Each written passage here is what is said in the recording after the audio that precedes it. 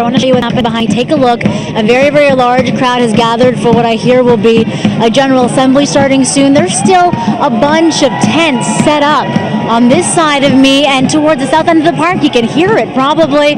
Tons of people have gathered with their musical instruments. You know, I've been covering this story for the last month, and this is noticeably one of the biggest crowds I've seen in the past few weeks.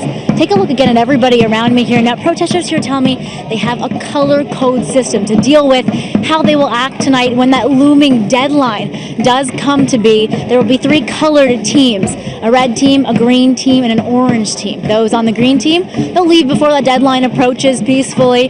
Those on the orange team, they will stay till 12:01 and leave when asked. And those on the red team, well, they tell me that they will resist arrest no matter what.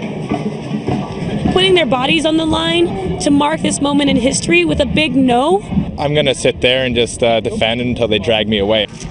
After the judge decided today that the month-long encampment will end, eviction notices were handed out to protesters for the second time, and this was the reply. Who wants to add their notice to the pile? Anybody? Tonight, the drums are still beating, occupiers still assembling, and tents up for the long haul.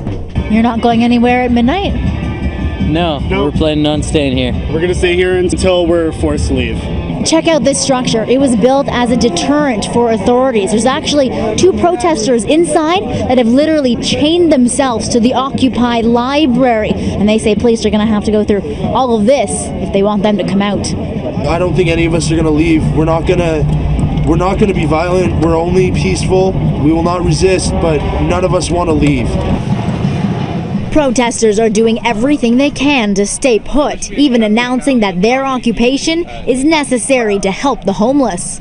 Such large numbers of people have come to a political encampment because it is the only place that they could find food and warmth and shelter and compassion. But the mayor wants them out immediately. We respectively ask Occupy Toronto and others occupying St. James Park for their cooperation and peacefully complying with that ruling. And occupiers won't have sanctuary anymore from nearby St. James Cathedral. But the Occupy movement is not a movement of St. James Cathedral.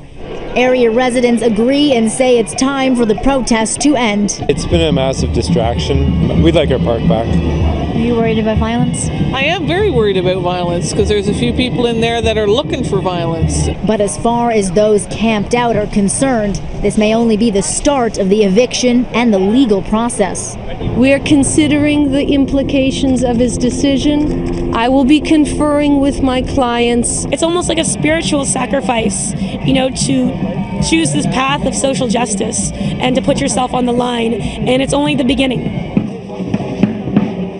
I want to give you a bit of a vantage point now on the perimeter of the park. We're here at the south end, and have a look. No police presence or any authorities that we can see right now. Actually, there's more media on the sidelines than anything else at the edge of the park. We did see some police circling the park on bicycles earlier and a few cop cars on the north end of the park, but that's all at this point. Now, but in less than an hour, everybody that is camped out here will be doing so illegally. Will continue to stay here throughout the show and provide any updates if any news breaks at St. James Park. Safia Kambalia now. Back to the newsroom.